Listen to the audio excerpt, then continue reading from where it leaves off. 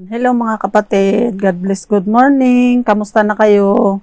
Ayos ba kayo dyan? May mga makakain pa ba kayo habang tayo ay nakakulong na parang inahin, manok? Thank you Lord, at sa kabila ng lahat ay sagana pa rin tayo, lagi pa rin tayong busog.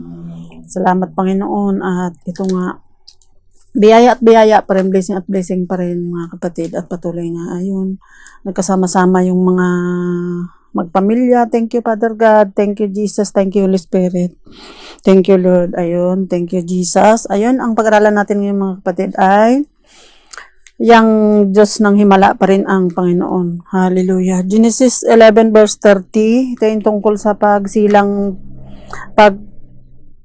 ni Sarah kay Isaac kahit siya ay baog. Hallelujah. Walang posible sa Lord. Thank you Jesus. Ayun, sabi nga sa Genesis 11 verse 30, si Sarai pa ang pangalan niya noon. Si Sarai ay hindi magkaanak sapagkat baog siya. Hallelujah. Sipin mo yun, si Sarai ay baog, sulit nagkaanak siya. Tapos 17 verse 1 hanggang 6, nang 99 taon na si Abraham, nagpakita sa kanya si Yahweh at sinabi, ako ang makapangyarihang Diyos, sumunod ka sa akin at ingatan mong walang dungis ang iyong sarili habang ikaw ay nabubuhay. Ayan, ingatan nun natin ating mga sarili, walang dungis habang tayo nabubuhay. Tayo nang kausap ngayon ng Panginoon dito para yung mga biyaya ay mapagloob niya sa atin, yung mga imposibleng bagay. Kung sumusunod tayo sa Lord, kayang ibigay ng Panginoon yan. Praise God. Kailangan muna natin sumunod, huwag tayo hingi ng hingi, hindi naman tayo sumusunod. Praise God. Hindi pwedeng ang Diyos pang sunurin natin sa ating sarili, kundi sumunod tayo sa Panginoon at yung mga hinihingi natin sa Kanya, bibigay niya yung praise God. Ang susi ay ang pagsunod. Praise the Lord. Hallelujah. Habang kayo nabuhay, verse 2, ako'y makikipagtipan sa iyo, lubhang paramihin ko ang iyong lahi. Pagkarinig nito, nagpatira pa si Abraham, sinabi pa sa kanya ng Diyos, ayan, matuto tayo pagpakumaba sa Lord. Hindi yung tayo hingi lang ng hingi, pero wala tayo pang mataas sa Lord. Ganoon yun mga kapatid. Hallelujah. Verse 3, pagkarinig nito ay nagpatira pa si Abraham, sinabi pa sa kanya ng Diyos, ito ang aking tipan sa iyo, ikaw ay magiging ama ng maraming bansa. Hindi na Abram, kundi Abraham. Sapagkat ngayon ginawa kitang ama ng maraming bansa, paramihin ko nga ang iyong lahi at magtatag sila ng mga bansa at may magiging hari sa kanila. Hallelujah. Ayun, mga nangyari, may mga naging hari sa angkan ni Abraham na sinabi na sa kanya ng Lord noong una pa man. Hallelujah. Praise God. Verse 9 hanggang 11, Genesis 17 tayo mga kapatid, verse 1 hanggang 6, tapos 9 hanggang 11. Sinabi ng Diyos kay Abraham, ikaw at ang lahat ng susunod mong salinlahi dapat maging tapat sa ating kasunduan. Ganito ang inyong gagawin, lahat ng lalaki sa inyo ay tututuin at iyon ang magiging palatandaan ng ating tipan. Hallelujah. Ayun ang palatandaan ng tintipan. Paano na lang yung mga hindi palatandaan yun. Hallelujah. Verse 13, ang palatandaan ito sa inyong katawan ang magiging katibayan ng ating walang katapusang kasunduan. Hallelujah. Praise God. Ayun.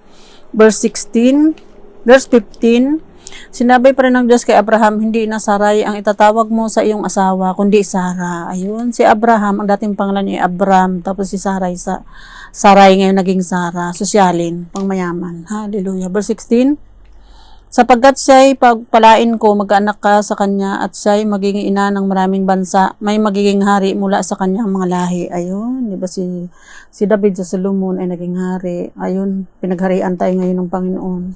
Praise God. Thank you, Jesus. Verse 18 hanggang 24. Diretso na natin. At sinabi niya sa Diyos, bakit hindi na lang po si Ismael ang magmana ng mga pinangako ninyo sa akin? Ayun, may anak sa doon sa alipin kay Hagar. Praise God. Kaya't sumagot ang Diyos, hindi ang asawa mong si Sarah ay magkakaanak ng isang lalaki at tawagin mo siyang Isaac. Makipagtipan ako sa kanya at sa kanyang lahi magpakailanman. Hallelujah. Tungkol naman kay Ismael, ipagkaloob ko ang kahilingan mo, pagpalain ko siya at paramihin ko rin ang kanyang lahi. Mag-anak siya ng 12 prinsipe at magiging bansang kapangyarihan ang kanyang salinlahi. Praise God. Hallelujah. Ayun. Ngunit ang aking tipan sa iyo ay matutupad ka, Isaac, na isisilang ni Sarah sa 1 taon sa ganito ring panahon. Hallelujah. Pagkasabi nito, nilisan ng nilisan ng Diyos si Abraham. Nang araw rin iyon, ayon sa utos ng Diyos, ni Abraham si Ismael at lahat ng lalaki sa kanyang sambahayan, maging mga alipin, ipinanganak doon o binili. Si Abraham ay 99 na taon ng Hallelujah. Si Ismael naman ay 13. Ayun. Dili sila sa parehong araw at noon ding araw na iyon, kanyang mga alipin. Praise God. Thank you, Jesus. Ayun. Salamat sa Panginoon. Ng mga pangako ng Diyos kay Abraham ay siya rin ang tumupad. Dahil nung sumunod si Abraham, sinabi tuloy siya. Pati sarili niya, kahit siya 99 na taon na. Hallelujah. Isipin mo yun. Kailangan maging masunurin lang tayo sa Lord, mga kapatid, katulad ni Abraham. Praise God. Hallelujah. Ayun. Chapter 18 ng Genesis pa rin, mga kapatid. Verse 9 hanggang 14. Ayun. Ito na yung pagtupad ni pagsabi uli ng anghel kay Abraham. 18. Tinanong nila si Abraham, nasaan ang asawa mong si Sarah? Naroon po sa tulda. Sagot naman niya. Sinabi ng isa sa mga panauhin, babalik ako sa 1 taon sa ganito ring panahon at pagbalik ko may anak na siya. Praise God. Noon ay kasalukuyang nakikinig si Sarah sa may pintuan ng tulda sa likuran ng panauhin. Ang mag-asawang Abraham at Sarah ay parehong matanda na at hindi na nga dinadatnan si Sarah o at baog pa siya. Praise God. Lihim na napatawa si Sarah at nagwika sa sarili, ngayon pa'y matanda na pating aking asawa. Sabi niya, wag natin isama iba't hindi maganda. Ayun, verse 13 at 14. Bakit natawa si Sarah at nagsabing kung kailan pa siya tumanda saka siya magkaanak? Tanong ni Yahweh kay Abraham. Mayroon bang hindi kayang gawin si Yahweh? Tulad ng sinabi ko, babalik ako sa 1 taon at pagbalik ko may anak na siya. Hallelujah. Praise the Lord. Ayun, tunay nga napakabuti ng Lord.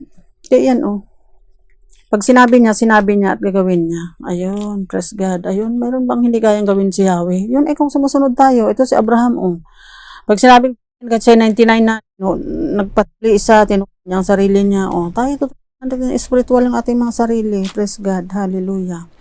Ayun. Kailangan maging masunurin tayo, mga kapatid, katulad ni Abraham para maranasan natin itong mga pangako niya. Hallelujah. Chapter 21 ng Genesis pa din. Praise God. Ito na sinabi uli ni Yahweh kay Abraham. Ngayon, pinagpala na niya nga yung mga pinangako niya doon mula sa kahit sa baog si Sarah, 11 verse 13 ng Genesis, hanggang 17, kausap pa rin si Abraham hanggang sa chapter 18, 9 hanggang 14. Ayun, wala imposible sa Panginoon. Kahit baog si Sarah, nagkaroon pa rin siya ng anak kasi walang imposible kay Yahweh. Praise the Lord. Thank you, Jesus. Ayun, chapter 21 ng Genesis pa rin, mga kapatid. Praise God. Tunay na napakabuti ng Lord. Kung bakit natin binabalikan to, para ipalala sa ating mga sarili na simula pa sa ating mga ninuno kay Abraham, kung maging masunurin lang tayo, wala imposible sa kanya. Hindi na natin kailangan humiling. Sumunod lang tayo yung mga pagpapala na nangako niya kay Abraham. Idaragdag niya sa ating buhay. Praise God. Hallelujah. Thank you, Jesus. Ayan, ito na yung tinupad na ng Lord yung pagpapala kay Sarah. Praise God.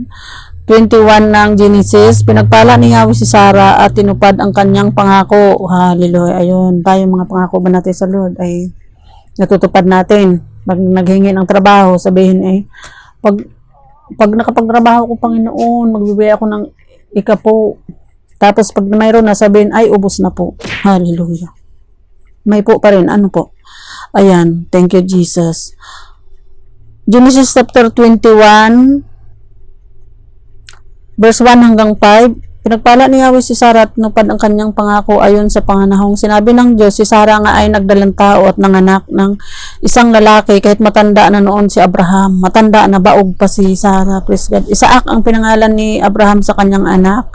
Ayon sa utos ng Diyos, tinuli ni Abraham ang bata 8 araw pagkasilang nito. 8 araw dapat sa kanya 99 na siya. 100 taon na si Abraham nang ipanganak si Isaac. Hallelujah. 100 taon na siya, mga kapatid. Praise God. Thank you, Jesus. Ayun. 100 taong nagkaanak pa. Isipin mo yun. Hallelujah. Hanggang 5. Praise God. Si Ismael, hindi rin pinabayaan nga naman ng Lord. Verse 20 hanggang 21. Hindi nga pinabayaan ng Diyos si Ismael. Ito'y lumaki sa ilang ng Paran at naging mahusay na mga ngaso. Ikinuha siya ng kanyang ina ng mapangasawa mula sa lupain ng Ehipto. Ayan, praise God. Si Ismael mga kapatid ay kinuha ng kanyang inang si Hagar ng mapangasawa sa Ehipto, praise God. Hallelujah. Kaya itong lupaing ito ay sa aking palagay ay parang nagrima lang sa akin mga kapatid. Ito yung lupain ng Ehipto na dito lahi tayo ni Ismael habang dito tayo sa daigdig na ito, praise God, na nagsimbolo sa katauhan ni Hagar. Hallelujah. Praise the Lord. Ayun nga dito, bablikan natin ulit ito yung nagkaanak siya doon sa alipin at sa Malaya, si Sarah, praise God. Ayun, dito sa Galatias 4:22 hanggang 26, so ilang beses natin pinag-aralan ito mga kapatid, idadagdag ko lang uli. Sinabi roon na si Abraham ay nagkaanak ng dalawang lalaki, isa sa aliping babae at isa sa malayang babae. Ayun, si Ismael sa kay Hagar, tapos si Isaac ay kay Sarah na baog at matanda na. Ito si Hagar ay taga-Ehipto. Na kaya tayo dito habang buhay tayo, ang ina tayo ng alipin, si Hagar, praise God. Kailangan makalaya tayo sa ating sariling kasakiman para marating natin tong Jerusalem sa langit. Ang anak niya sa aliping babae pinanganak ayon sa kagustuhan ng tao. Ngunit ang anak niya sa malayang babae pinanganak bilang katuparan ng pangako ng Diyos. Hallelujah. Ito isang paghambing ang dalawang babae, kilarawan ng dalawang kasunduan. Ang isa ay ang tipan sa bundok ng Sinai na kinatawan ni Hagar at ang kanyang mga anak na pawang mga alipin. Hallelujah. Habang buhay tayo, alipin tayo dito sa daigdig na ito. Pero ang lahi ni Sarah, si Jesus, anak ng Diyos, ay nagkatawang tao para palayain tayo sa pagiging alipin upang maging malaya tayo at makabalik tayo sa Jerusalem. Hallelujah, sa ina nating malaya. Si Hagar ay kumakatawan sa bundok ng Sinai na nasa Arabia at larawan ng kasalukuyang Jerusalem ng ating mga katawan dito sa digdig nito sapagkat siya ay nasa pagkaalipin kasama ng kanyang mga mamayan. Ayan, kasama tayong kanyang mamayan na kasindami ng buhangin sa dagat. Pag tayo na may uwian na kasindami ng bituin sa langit, ayun. Ngunit ang Jerusalem na nasa langit ay malaya at siya ang ating ina. Hallelujah. Si Sarah, praise God. Habang dito tayo sa daigdig na ito, aminin man natin o hindi, tayo mga lahi ni Hagar, mga alipin pa.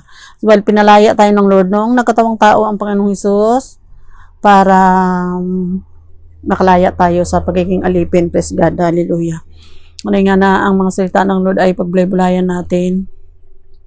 At ang Diyos talaga ang makakatulong sa atin para makalaya tayo sa pagiging alipin ng kung anong kabunduhan, ng kasakiman, alipin tayo. Kailangan natin yung ituring nating kayamanan ay ang Panginoong Hesus para tayo ay makalaya sa pagiging alipin ng sanlibutan ito. Kaya maging anak tayo ni Sarah na malaya para tayo makabalik uli sa Jerusalem na nasa langit. Galatias 4:26. Praise God. Hallelujah. Thank you Lord. Thank you Jesus. Ayun, salamat mga kapatid sa inyong mga pakinig na walang posible sa Lord, manalig lang tayo, magtiwala tayo. Gayahin natin si Abraham, sumunod tayo sa kanyang kung ano yung tagubilin ng Lord, sumunod tayo para huwag tayo maparusahan. Praise God, hallelujah. At tayo naman makinabang doon sa pagsunod natin. Huwag natin gayahin si Adan na masinunod pa niya yung asawa at ang yung ahas. Kaya patuloy nga na ito paalala at paalala pa rin sa atin ng Lord para tayo ay makalaya sa ating ayon. Hosea 6:6, sapagkat wagas ng pag-ibig ang nais ko at hindi handog, pakilala sa halip na handog na sinusunog. Praise God. Kasi hindi tayo kailangan magsunog ng handog kasi ang Panginoong Hesus na ay hinandog na yung kanyang buhay. Hallelujah. Ngunit tulad ni Adan ay sumira kayo sa ating kasunduan, nagtaksil kayo sa aking pag-ibig. Ayan. Huwag natin tularan si Adan, nagtaksil sa kanyang pag-ibig. Tularan natin si Abraham. Praise God. Hallelujah. Kahit lahi tayo ni Esau, kahit lahi tayo ni Ismael, kung tayo ay sumunod na at tanggapin at kilalanin yung wagas na pag-ibig ng Panginoong Diyos, ng Panginoong Diyos, ay makakaligtas tayo at makabalik tayo doon sa pagiging malaya at makapag-uwian na makabalik tayo doon sa Jerusalem. Galatias 4:26. Jerusalem na nasa langit na siyang malaya na nagpe-present ng ina nating na si Sarah. Praise God. Hallelujah. Thank you Jesus. Ayun. Salamat pang kapatid, mga sa inyong pakikinig. Patuloy nga na makinig tayo at sumunod na din. May pakinabangan, may mapakinabang tayo kung tayo sumunod at makinig ng salita ng Lord para sa ating kabutihan, hindi lang sa ating nabubuhay ngayon, hanggang sa ating libu-libong salinlahi. Praise God. Ito tayo magtatapos mga kapatid. Deuteronomy 5 verse 2 and 3. Ang Diyos nating si Yahweh ay gumawa ng kasunduan sa atin sa bundok ng Sinai. Ayan, ang bundok ng Sayon. Nasaan ba yun? Diba si Jesus yun na nasa puso na natin? Hindi sa ating mga ninuno, kundi sa ating mga nabubuhay ngayon. Hallelujah. Ayan. Hindi sa ating mga ninuno, kundi sa ating mga nabubuhay ngayon. Praise God. Kailangan natin sumunod para mapagnabangan natin mga pangako ng Panginoong Diyos ni Yahweh na buhay at makapangyarihan sa lahat ng mga pangako na kay Abraham, kay Isaac, at kay Jacob na kanyang lingkod ay matanggap natin. Hallelujah. Praise the Lord. Ayun. Salamat mga kapatid. Thank you Lord. Thank you Father God in heaven. Thank you Jesus. Thank you Holy Spirit. Salamat mga kapatid sa inyong pakikinig at patuloy nga na nagpupuri at nagpasalamat tayo sa Panginoong Jesus na sa kabilaan mga nangyaring ito ay ito pa rin tayo. Habang tayo kakawaran, committed tayo sa Diyos na buhay at makapangyarihan. At double C yung nangyari ngayon. Pang-tatlong C, ayan, si Christ, ang magligtas sa atin sa lahat ng C na yan. Praise God. Kaya salamat sa Lord. Thank you, Father God. Amen.